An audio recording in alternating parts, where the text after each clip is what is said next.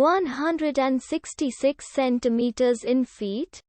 First of all, we need to know the value of 1 centimeter in feet. It's always 1 centimeter equals 0.03280839895 feet. Now we have to multiply 0.03280839895 by 166.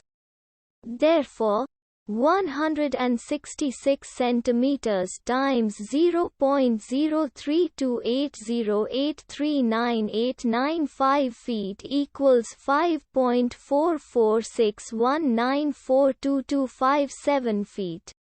So, in other words, 166 centimeters equals 5.446194227 feet.